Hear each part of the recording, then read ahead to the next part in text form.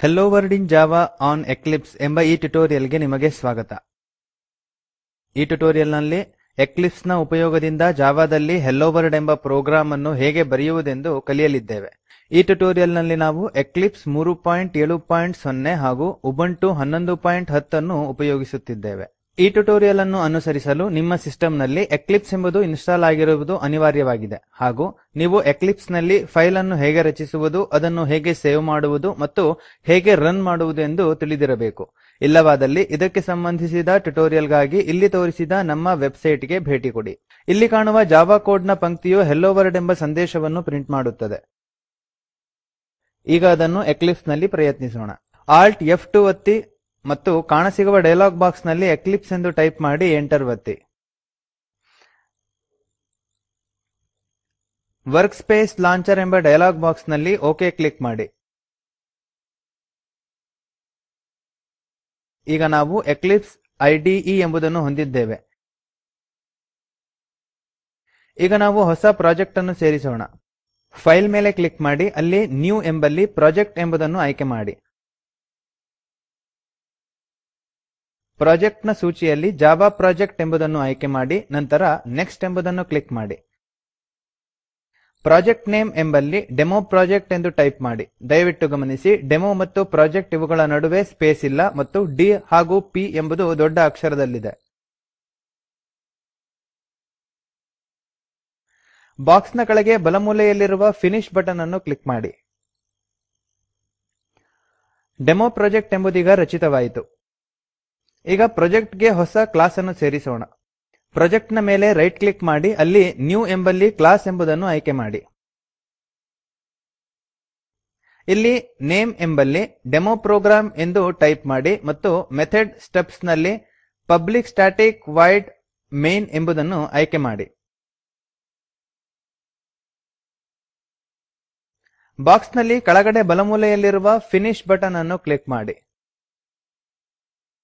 ನಾವಿಲ್ಲಿ ಗಮನಿಸಬಹುದು, demo project ಎಂಬುದು ಸೋರ್ಸ್ ಡೈರೆಕ್ಟರಿಯನ್ನು ಹೊಂದಿದೆ ಹಾಗೂ ಡೆಮೊ ಪ್ರೋಗ್ರಾಮ್ ಡಾಟ್ ಜಾವಾ ಎಂಬ ಹೆಸರಿನ ಫೈಲ್ ಅನ್ನು ಕೂಡ ಹೊಂದಿದೆ.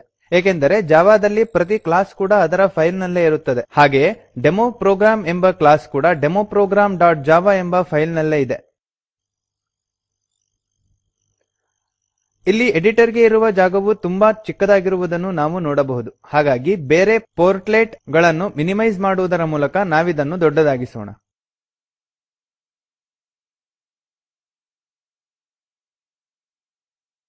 ಇಲ್ಲಿ ಗಮನಿಸಿ, ಈ ಪಂಕ್ತಿಯು 2 ಸ್ಲ್ಯಾಶ್ ಗಳಿಂದ ಆರಂಭಗೊಳ್ಳುತ್ತದೆ. ಅಂದರೆ ಈ ಪಂಕ್ತಿಯು ಕೇವಲ ಕಮೆಂಟ್ ಆಗಿದ್ದು ಒಂದು ಕೋಡ್ ನೊಂದಿಗೆ ಯಾವುದೇ ಸಂಬಂಧವನ್ನು ಹೊಂದಿಲ್ಲ. ನಾವು ಈ ಪಂಕ್ತಿಯನ್ನು ತೆಗೆಯೋಣ. ಹಾಗೆಯೇ ಸ್ಲ್ಯಾಶ್ ಆಸ್ಟ್ರಿಕ್ಸ್ ಹಾಗೂ ಆಸ್ಟ್ರಿಕ್ಸ್ ಸ್ಲ್ಯಾಶ್ ಗಳ ನಡುವೆ ಇರುವ ಎಲ್ಲವೂ ಕೂಡ ಕಮೆಂಟ್ ಗಳೇ ಆಗಿವೆ. ಹಾಗಾಗಿ ನಾವು ಈ ಕಮೆಂಟ್ ಗಳನ್ನು ತೆಗೆಯೋಣ. ಈಗ ಇಲ್ಲಿ ನಾವು ಕೋಡ್ ನ ಮುಖ್ಯವಾದ ಭಾಗವನ್ನು ಹೊಂದಿದ್ದೇವೆ. ನಾವೀಗ ಪ್ರಿಂಟ್ ಸ್ಟೇಟ್ಮೆಂಟ್ ಅನ್ನು ಸೇರಿಸೋಣ. ಸಿಸ್ಟಮ್ ಡಾಟ್ ಇಲ್ಲಿ ಗಮನಿಸಿ, ನಾವು ಟೈಪ್ ಮಾಡುತ್ತಿದ್ದಂತೆಯೇ ಎಕ್ಲಿಪ್ಸ್ ನಮಗೆ ಮುಂದಿನ ಎಲ್ಲಾ ಸಾಧ್ಯತೆಗಳನ್ನು ಸೂಚಿಸುತ್ತದೆ. ನಾವು ಈ ಕಮಾಂಡ್ ಅನ್ನು ನಾವೇ ಟೈಪ್ ಮಾಡೋಣ.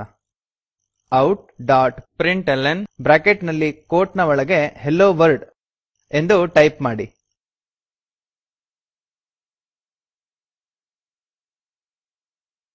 ಜಾವಾದಲ್ಲಿ ಪ್ರತಿ ಸ್ಟೇಟ್ಮೆಂಟ್ ಕೂಡ ಸೆಮಿಕೊಲನ್ ನಿಂದ ಕೊನೆಗೊಳ್ಳುತ್ತದೆ. ಹಾಗಾಗಿ ಸೆಮಿಕೊಲನ್ ಅನ್ನು ಸೇರಿಸೋಣ. ಈಗ ಇದು ಜಾವಾದಲ್ಲಿನ ಒಂದು ಸಂಪೂರ್ಣವಾದ ಹೆಲೋ ವರ್ಲ್ಡ್ ಪ್ರೋಗ್ರಾಮ್ ಆಗಿದೆ. ಸೇವ್ ಮಾಡಲು Ctrl S ಒತ್ತಿ. ರೈಟ್ ಕ್ಲಿಕ್ ಮಾಡಿ ಅಲ್ಲಿ ರನ್ ಆಸ್ ಮತ್ತು ಜಾವಾ ಅಪ್ಲಿಕೇಶನ್ ಎಂಬುದನ್ನು ಒತ್ತಿ ಕೋಡ್ ರನ್ ಮಾಡಿ. ನಾವೀಗ ಔಟ್ಪುಟ್ ಕನ್ಸೋಲ್ ನಲ್ಲಿ ಹೆಲೋ ವರ್ಲ್ಡ್ ಎಂಬ ಸಂದೇಶವು ಪ್ರಿಂಟ್ ಆಗಿರುವುದನ್ನು ನೋಡುತ್ತೇವೆ. ಈಗ ನಾವು ವರ್ಡ್ ಎಂಬುದನ್ನು ಜಾವಾ ಎಂದು ಬದಲಾಯಿಸೋಣ. Ctrl S ಒತ್ತಿ ಸೇವ್ ಮಾಡಿ ಹಾಗೂ ರನ್ ಮಾಡಿ.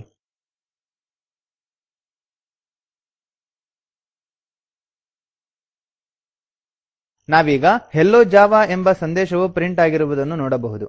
ನಾವೀಗ ಕೋಡ್ ನ ಪ್ರತಿ ಭಾಗವು ಏನು ಮಾಡುತ್ತದೆ ಎಂಬುದನ್ನು ತಿಳಿಯೋಣ. ಮೊದಲನೆಯ ಪಂಕ್ತಿಯು ಕ್ಲಾಸ್ ನ ಹೆಸರು ಡೆಮೊ ಪ್ರೋಗ್ರಾಮ್ ಎಂದು ಹಾಗೂ ಅದು ಪಬ್ಲಿಕ್ ಕ್ಲಾಸ್ ಎಂದು ತಿಳಿಸಿಕೊಡುತ್ತದೆ. ಎರಡನೆಯ ಪಂಕ್ತಿಯು ಇದೊಂದು ಮೇನ್ ಮೆಥಡ್ ಆಗಿದೆ ಎಂದು ತಿಳಿಸಿಕೊಡುತ್ತದೆ. ಅಂದರೆ ಈ ಮೆಥಡ್ ನಿಂದ ಜಾವಾದಲ್ಲಿ ನಿರ್ವಹಣೆಯು ಆರಂಭವಾಗುತ್ತದೆ. ನಮಗೆಲ್ಲರಿಗೂ ಗೊತ್ತಿರುವಂತೆ ಇದು ಪ್ರಿಂಟ್ ಸ್ಟೇಟ್ಮೆಂಟ್ ಆಗಿದೆ. ಹೀಗೆ ನಾವು ಜಾವಾದಲ್ಲಿ ಹೆಲೋ ವರ್ಲ್ಡ್ ಪ್ರೋಗ್ರಾಮ್ ಅನ್ನು ಬರೆಯುತ್ತೇವೆ. ಈಗ ನಾವು ಈ ಪಾಠದ ಕೊನೆಗೆ ಬಂದಿದ್ದೇವೆ. ಈ ಟ್ಯುಟೋರಿಯಲ್ ನಲ್ಲಿ ನಾವು ಹೆಲೋ ವರ್ಲ್ಡ್ ಪ್ರೋಗ್ರಾಮ್ ಅನ್ನು ಹೇಗೆ ಬರೆಯುವುದು ಮತ್ತು ಕೋಡ್ ನ ಪ್ರತಿಯೊಂದು ಭಾಗವು ಏನನ್ನು ಸೂಚಿಸುತ್ತದೆ ಎಂಬುದನ್ನು ಅರಿತೆವು.